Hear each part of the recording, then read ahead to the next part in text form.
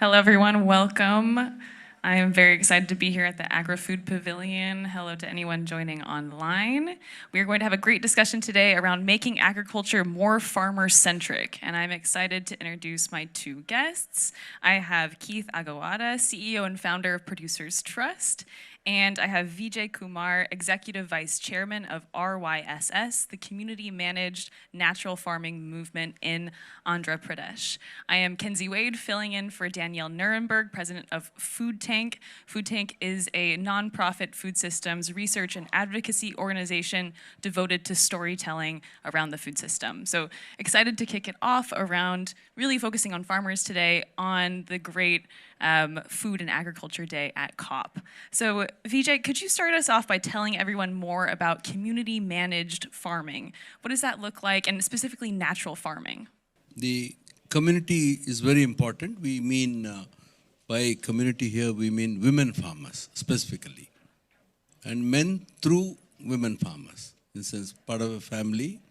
So women are at the driving this program, and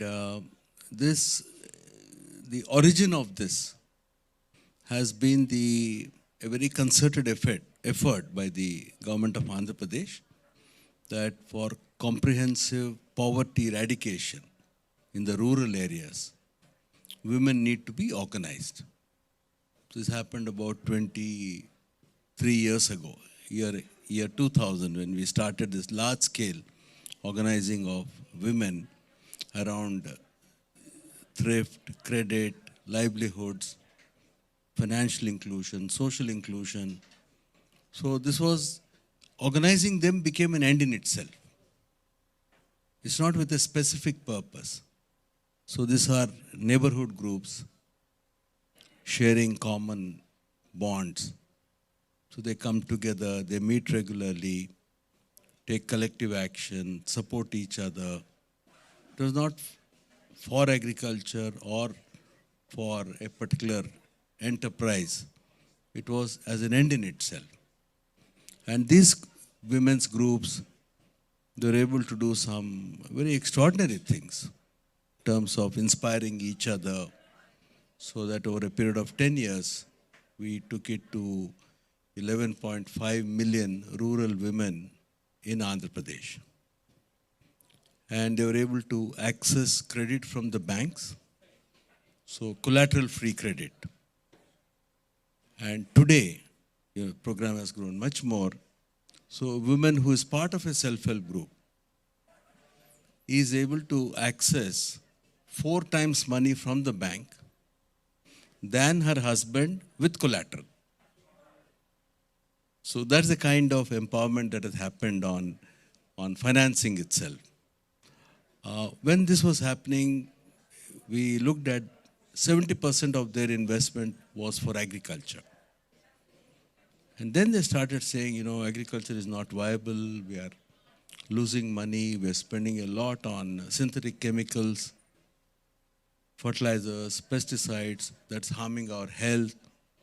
So in 2004, with the help of some very good non-governmental organizations, we took this technology to the women. And through them, we had a very large program called non-chemical pest management. And they proved experts in managing the program, in benefiting from it, taking it to other people. So then we thought pest management is not enough, we have to tackle all other issues. So that's how the new program, the AP Community Managed Natural Farming, was initiated in 2016 to be a comprehensive solution to farming from many dimensions.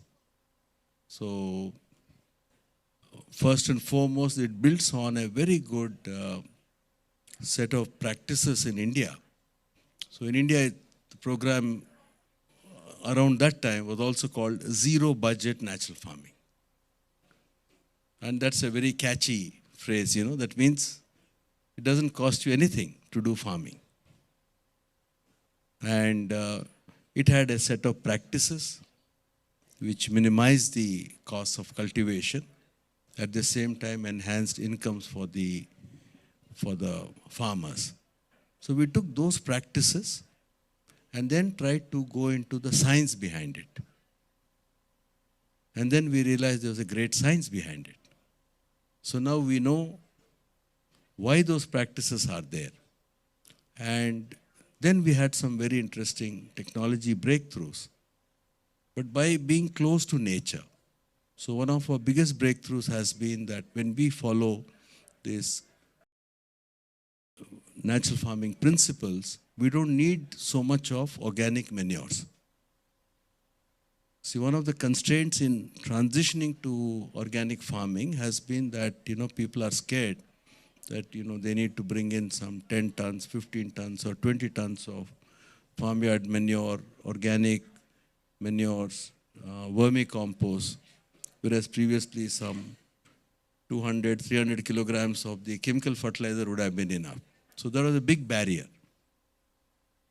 So when we went into the science, when we understood what is the key to this, we realized that we've been foolish all along.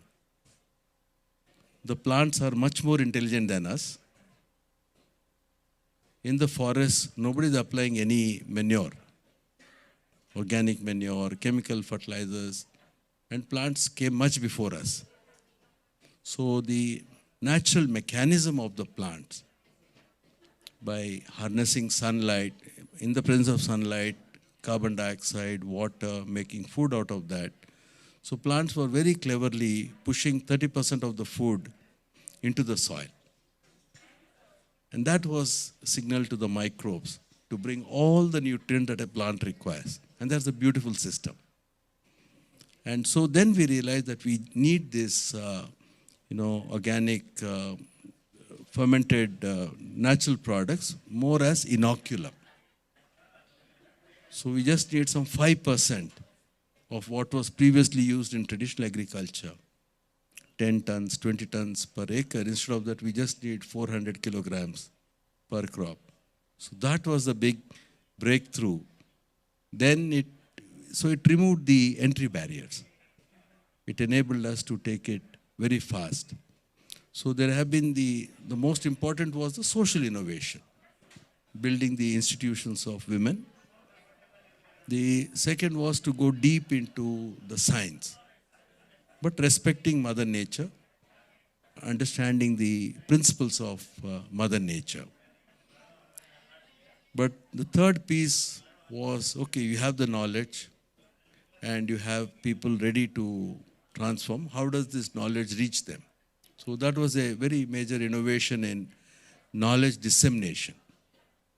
So we said that, we understood that best practicing farmers are the best trainers. So our job became simple. We had to identify champions among the farmers who were ready to share their knowledge with others. So we got these 3 pillars together, 3 levers, I would say. And also the other innovation was changing the government program. That was easy for me because I am from government. So tweaking the program so that it's more government in partnership with farmers, in partnership with women. And government provided the resources for this innovation. So scaling happens when government gets involved with resources. Thank you so much. I really appreciate just how holistic your approach is. You're always talking about people and the environment together continuously, and then that need for knowledge and then policy always as the key thread in between them. Keith, can I turn to you for a moment? Can you share with us more about what Producers Trust does and how you work with farmers and others in other countries? Yeah, thanks, Kenzie. And I think to start,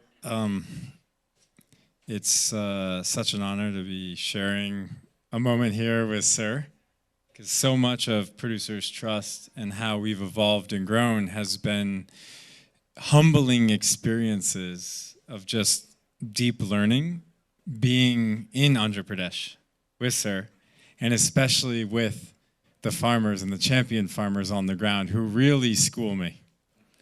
And So Producers Trust, we're in service of farmers, and we look for creative ways to bring more value back to farmers through this lens of organizing data and content and connecting products and data to market. And then exploring ways in which the greater ecosystem can work more together to scale models that are functioning on the ground. And when we created one of our tools called Storybird, which is an end-to-end storytelling traceability so that consumers can know about the farmers and connect back to the source, feel trust and confidence. And I was in a rural village in Andhra Pradesh, and I was showing this tool to farmers. I said, look, one day we're gonna have your jaggery, your rice, and someone in California is gonna scan a package of that and get to see your farming practices, how you grow, and it's just gonna be amazing for the consumer. And someone stood up and they're like, yeah, that's all good, but I wanna see the person who's eating my rice. And that was one of the most, like, wait, what? Because this whole time I'm just with my Western mind thinking like my hippie friends in California are gonna love to see that rice paddy and how they're using, cow manure and fermenting it and doing all this crazy stuff. And it was actually more important, at least to this individual, but I imagine others, to know who is that person who gets to appreciate this product and who are they and what are they doing. And I realized two things in that moment. First, it's a two-way connection. Yeah. And then secondly, something that we talk about a lot is that this is not about the market helping farmers. They're already doing well without the premium. Through their transition, they're healthier, they're happier, they have pride, they have dignity, and they're doing great. I think it's really about the consumers or the people eating the product being healthier and being connected into a supply chain that they can feel really, really great about consuming. And so it really shifted how I look, not just in this supply chain, but all supply chains around the world where we have now 5,000 organizations. And I realized, it's really the consumer that has the honor and that really should be feeling that gratitude to eat well, eat nutritiously, and especially when we talk about natural farming, understanding what are those health benefits. I've been able to visit schools in the district and hear the stories directly from the students who told me, I used to have migraines, I used to have anemia, I used to miss school all the time because I didn't have good lunches, and now that they have one meal a day provided that's completely regenerative, no more absences. They feel better. They're not late to school, they don't miss school. And so I think so often we think, which is understandable, that, oh, poor farmer, because they're poor and struggling to be a farmer. But in this case, it's these farmers look a lot happier than the people I know in the United States. And it's actually, for us, how can we start to connect more to the land, to purpose, to dignity, to value through connecting in this way? Great, that's such a good perspective. How did you two meet? Can you tell us a little bit about that story? I'll share my perspective. So I was about 2 years into starting Producers Trust, which we called Producers Market at the time. We probably had 8 or 10 employees. And I got introduced to Satya Chapati, who is the Assistant Secretary General. And I was kind of like, why does this guy want to take a meeting with me? He's like this big UN guy. We're just an early stage startup. And I went into his office. I shared what we want to do. And he said, do you want to go to India? I was like, yes. He's like, okay. Tell me when you've booked a flight to Vijayawada, and we'll take care of the rest. And I told my team, I'm like, look, this guy who seems really important at the UN told me I should go to India in this random place and that would be really good. And my team's like, you're crazy, Keith. Like, what are you doing flying to India? Like, what are we going to do? But something in my intuition, without even knowing what was happening there, without even researching it, to be honest, I just decided, you know what, I'm going to go. And so I booked a flight, and his team picked me up at the airport, and then spent 2 days visiting these farmers, and I was like, this is insane. I can't believe this is happening. And then I got to go in the office, and eventually I met Sir. And actually, before I pass it to Vijay, one time, because I became very good friends with Satya, and I was out to dinner with him, I said, Satya, I have to ask you a question. You know all these big companies who are so successful, and they do all these things with farmers. Why would you bring me as this early stage startup to go meet with Vijay? He goes, it's simple, Keith. You're not full of it. Vijay, is he full of it? Tell us. But before that, I wanted to build on Keith's point. I really liked what he said. There's a consumer who should value this. And I remember when I used to go to the farmers telling them to move to natural farming, there will always be discussions on we need a higher price. So I used to ask them, okay, have your costs come down? Yes. Are you producing more? Yes. Are you healthy? Yes. Then why do you need a higher price? Then somebody smart, he said, no, we are producing something which is good, and if it gets mixed up with food which is not good, then all our effort is going waste. So we would need to have a separate chain so that people who are eating our food really benefit. And it connects with what you said when he said, look, I want to know who is consuming my food. And that is the argument they give me. And whenever somebody asks for a higher price, I normally scold them. Because what will the poor people eat? Because invariably after my meeting with the farmers, and this discussion always used to come in the initial years. Now nobody asks me. In the initial years. Then just when I'm leaving, there'll be some women and others who will come and say, if prices go up, and what will we eat? So one general norm here is within the village, whoever wants to buy from these producers, there's no premium. That's a kind of a rule they have set for themselves. Even the vegetables they grow, they don't charge any premium to people in their own village, and hardly any premium when they go outside. So what you said really connects with what they've been arguing with me. Okay, you say there's no premium, but you know, my food should not get mixed up with others. So there should be, and also the health dimension. I met hundreds of farmers, women, men, and when I talk to women, they tell me how their health has improved. And when I talk to men, they tell me how much the income they have gained. So, you see the contrast.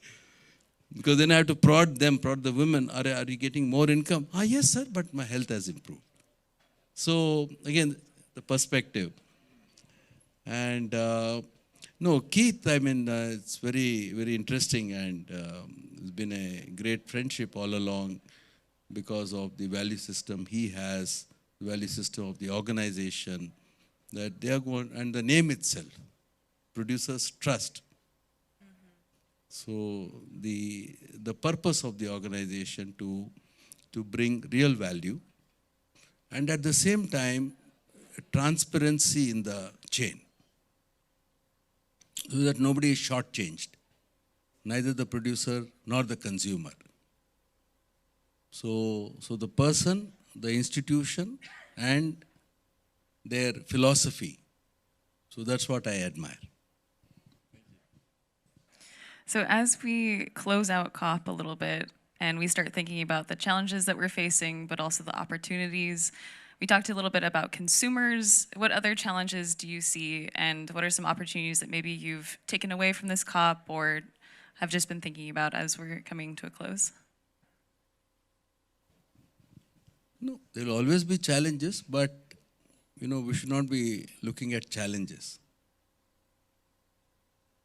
if we fail, then nothing can save us. So regardless of the challenges, we have to win.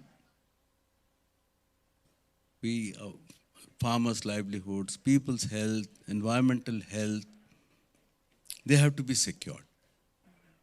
So it's a question of life or death. There will always be challenges. But the end goal should be very clear. What am I going to answer my child or my grandchildren? So I should be, and I should also be clear what I answer God above when I go there. So if we know something, if we know that it's working, then I see everybody's responsibility to take it. Can't discuss challenges. I don't think so. Yeah, and just to build on what was shared before in this last comment, the integrity and authenticity of the work that's happening on the ground, it's so important that that's valued. And so the 9 principles of natural farming, and if you go to the communities, they make mandalas of the 9 principles and use different seeds to represent things. And there's so much authenticity and integrity in the program that as it moves across the supply chain, that same integrity should stay. And again, what I've learned through the visits and the constant work that we're putting ourselves through to try to make sense of such an incredibly simple yet complex program is the ability for the authenticity to move alongside the product. And trying to understand how to do that in a way that incentivizes, but also builds new capacity and new value to the farmers as extension services and to the community who can organize data and help to make sure that the 9 principles itself are valued and protected so that those who move into that program, whether it's in Andhra Pradesh or elsewhere, that they can feel value for their work across the supply chain. And what we're learning is that if we can accomplish the integrity and authenticity of the 9 principles across the supply chain, that same data can be repurposed and valued to many other stakeholders across the supply chain. And so we're really starting to just scratch the surface of the standard internally of a farming program that's doing great work, and not just being in service, which is too often the case, to the downstream brands and retailers and distributors that often, or traders who control the supply chain, but being in service to actually the farmers on the ground and allowing the repurpose of data or the downstream supply chain continue to be in service to farmers. And finding the unlock with the brands, with the retailers, who will also value that principle, not just value compliance or value a premium to a consumer, but value humanity, and letting that become the culture of commerce and capitalism. Can either of you tell us a little bit more about those 9 principles? Just a little bit of context, and then also, is this something that fits all global contexts? Is this something unique to your region? No, it's a distillation of principles across the world. There may be, some may reduce it to 5, some may reduce it, some may have only 6, 7, but in our context, the principles are universal. So the first and foremost one is to keep a living root, green cover throughout the year. Because we know that root exudates are the ones who are triggering the nutrient cycling. The second one is crop diversity. So no monocropping. The more the diversity, the better the nutrient availability to each crop, and also greater the amount of carbon getting into the soil. And also better for the farmer because it's a built-in insurance. So the crop diversity is good on several ways. And that's very key. For 1 and 2 can be combined, but I've kept them separate. The third one is minimizing tillage. The fourth one is to keep the soil covered at all times, either with living crops or with crop residue. Then the fifth one is using farmers' own seeds or using indigenous seeds. The sixth one is to integrate animals into farming. So livestock, poultry, into farming. The seventh is the use of biostimulants. So no fertilizer, biostimulants to trigger the soil biology. Eighth is use of botanical pesticides and also crop diversity for pest management. And the ninth, I write in red letters, no synthetic fertilizer, pesticide, herbicide, weedicide. They're very simple, but at the same time, there's a lot of science behind it, and it also makes a lot of economic sense. Yeah? Keith, can you tell us a little bit more about this, what this looks like on a more global scale too? So do you work with farmers in other contexts? What do you see there? Yeah, I mean, we're working with communities of farmers around the world, and what I continue to learn is that it's not the farming practices that's differentiating this movement. Yes, the farming practices are great, but it's the women self-help groups and the community network and the strength of the community. And you go into a meeting of the natural farmers and they sing a pledge to natural farming. It's cultural. And they have other songs and dances specifically for celebrating Mother Earth. And so it's a cultural movement, and it's also a deep connection between each individual and the purpose of what they're doing, and then the community that helps support it around. So understanding the 9 principles, you could learn about it in a few hours, and you can go into the depths. It might take you a few years or a few lifetimes of each principle, right? But it's the community structures that actually is going to scale the movement. And I'm convinced of it because I see farmers who do the 9 principles, but it's a farmer here, a farmer there, and you might have, 1% of a community or 1% of a state that's doing organic agriculture. And in Andhra Pradesh, if you're at 10%, well, how did that happen? Right? It's not because they had more information to these 9 simple principles. It's because there was a community driving it.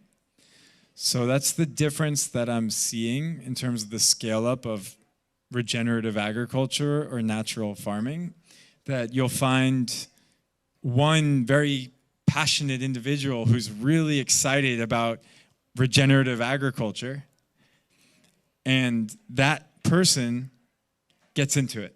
And maybe they convince their neighbor or their friend. And then you have a few people show up at the farmer's market. But it hasn't become endemic. It's not the whole community is just doing regenerative agriculture and all the schools are eating regenerative food. So I think that's the spark. That's the invisible kind of aspect of the supply chain that is really driving the movement. Sure. I think he said something very important, that we do not, or we underestimate the effort involved in individual farmers' decision to change behavior. We have, typically the woman would have heard it in her self-help group. Then she'll discuss in the household. So straight away the husband will say, what do you know? So it takes her time to convince her husband. It could be few months, it could be few years. And I just met a woman farmer. She told me it took her 3 years to convince her husband. Then within the household, there's a lot of discussion. It doesn't happen. What Keith said takes so much time. But in our case, because the women self-help groups are there, so they'll go and counsel the husband. Look, it's good, why don't you join hands and, we'll be there to support her. So that kind of solidarity around this is the key. In about 7 years, we are able to take it to 14% farmers. When people are still struggling with 1%, 2%. And I know that in 7 years, I'll take it to 100%. Because this community architecture is the driver. It also forces us to be on our toes, to make improvements, to see that they get better value for, even though I may scold them, but I still want them to get better returns, if there is a way to get it. So there, the energy from them drives us, then our energy in turn drives it. So it's what we are, learning from them, gaining from them, also gives us more energy, or the desire to collaborate with so many institutions to offer more value to them. That in turn provides more energy to the program. So creating a virtuous cycle instead of crying over, okay, this didn't happen, that didn't happen. We are unfortunately out of time, but I love ending on regeneration, community, solidarity. Thank you so much, Vijay and Keith, and thank you to the Agri-Food Pavilion for hosting us. And we are going to have another session right after this with Dorothy Shaver, so please stick around. Thank you.